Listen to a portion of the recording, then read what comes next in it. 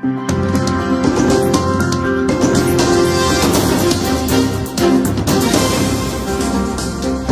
Jungle. Pak Nassim tadi dalam paparan pandangan fraksi Partai Golkar yang disampaikan oleh juru bicaranya Dr. Andes Taryono ya, menyampaikan beberapa hal terkait pelaksanaan Pilkades, juga ada proteksi terhadap tenaga kerja lokal, terus ada juga tentang peningkatan PAD dan lain sebagainya terkait mengenai perusahaan daerah air minum. Tentunya dalam 4 raperda ini pandangan Golkar ke depan untuk Cilacap yang lebih baik seperti apa ini, Pak? Oke, terima kasih Mas Rudi ya. Ini terkait dengan adanya pandangan fraksi Partai Golkar yang meliputi raperda. Yang pertama itu menyangkut masalah raperda restribusi tenaga asing ya. Jelas di Kabupaten Cilacap itu banyak perusahaan-perusahaan besar, baik BUMN maupun swasta ya. Nah, kalau kita kembali menyangkut masalah raperda retribusi ya, jangan kita melihat hanya retribusinya saja, tapi kita harus berpikir bagaimana cara bahwa di Kabupaten Cilacap itu kan banyak tenaga kerja yang masih menganggur ya, otomatis itu harus diperhitungkan. Jangan sampai, maaf tadi mungkin saya fraksi menyampaikan jangan sampai terlalu jor-joran ya, isinya tenaga kerja luar negeri yang bekerja di Cilacap. Jadi fraksi Golkar itu memang mengharapkan ya agar tenaga kerja asing yang ada di Cilacap ya sektor-sektor tertentu yang tidak bisa dikerjakan oleh tenaga lokal, khususnya Cilacap. Itu pertama, biar nanti dengan harapan nanti kalau tenaga-tenaga lokal yang bekerja dan pas kebetulan di situ bekerja dengan tenaga asing, supaya nanti bisa bertransformasi. Jadi ilmunya bisa ditransfer ke tenaga-tenaga kita, supaya tenaga kita jangan hanya jadi kuli terus. Itu yang pertama ya. Kalau PAD saya mendukung ya. Ya mendukung ya, cuma harus dibarengi dengan adanya pengawasan ya, jangan sampai nanti di Cilacap itu ya banyak tenaga kerja yang tidak teridentifikasi.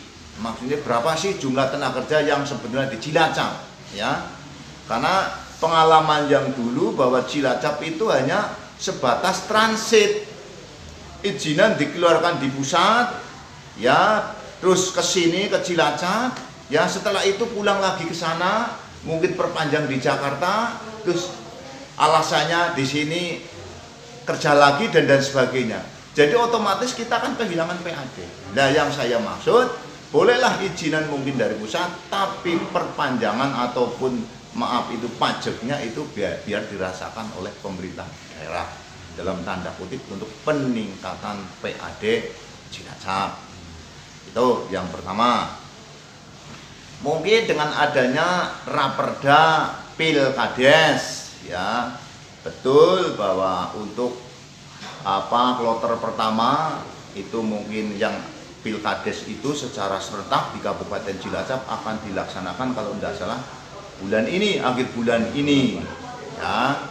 Cuma bukan rasa lagi karena istilahnya sistem Pilkades dulu dengan sekarang itu agak berbeda, karena sekarang situasinya COVID. Dulu yang secara bersama-sama mungkin di satu tempat, di alun-alun atau lapangan, sekarang hampir seperti pemilu pileg, bahwa TPS dibuat di tempat-tempat tertentu dengan jumlah batasan maksimal itu per TPS 500 orang. Otomatis itu nambah biaya operasional ya, belum mungkin prokes dan sebagainya. Nah, memang fraksi Golkar itu mengendaki agar ada penambahan dana, karena kalau dasar perda yang dulu Pilkades ini hanya mendapat bantuan dana dari pemerintah hanya 50 juta. Nah, ternyata kalau dilaksanakan situasi sekarang itu tidak cukup. Akhirnya desa itu karena biayanya membengkak, akhirnya desa itu nambahi anggaran bisa sampai 50 juta bahkan lebih. Itu Pak Rudi ya, itu terkait dengan adanya Raperda tata cara pemilihan kepala desa. Oke, terima kasih Pak Nasun. Selanjutnya Pak Nasun tadi juga disampaikan juga oleh juru bicara fraksi Partai Golkar Pak Dr. Andes Taryono terkait mengenai protap kesehatan yang artinya pelaksanaan itu nanti di masing-masing pelaksanaan kepala desa secara serentak ini nanti calon kepala desanya itu akan di TPS ditempatkan di TPS mana, apa di rumah saja atau bagaimana Pak? Ya, begini. Jadi kemarin saya sering mengadakan peninjauan kerja ya ke desa-desa yang akan menggelar pilkades ya. Nah, karena menyangkut tadi tempat, kalau mungkin karena ini pilihan langsung, kalau mungkin isinya nanti bahwa kok calon-calon isinya kades itu pada nempat di rumahnya masing-masing, ini maaf dari panitia itu mengalami kesulitan.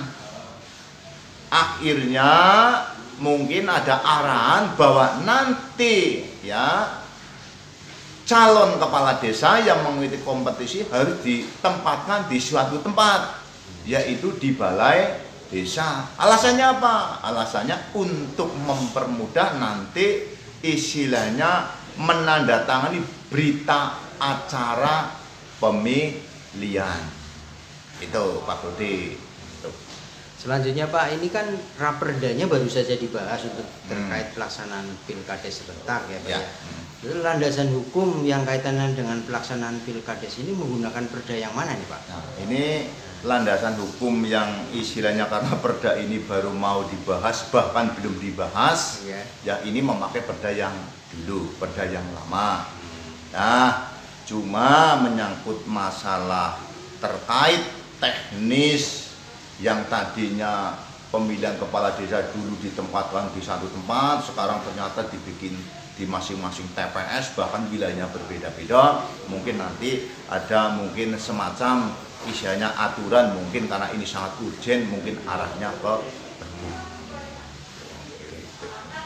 Oke, terima kasih Pak Nasun atas segala penjelasannya. Mudah-mudahan Golkar melalui fraksi Golkar bisa memberikan yang terbaik untuk masyarakat Kabupaten Cilacap. Terima kasih Pak Rudi, selamat sore. Assalamualaikum warahmatullahi wabarakatuh. Waalaikumsalam warahmatullahi wabarakatuh.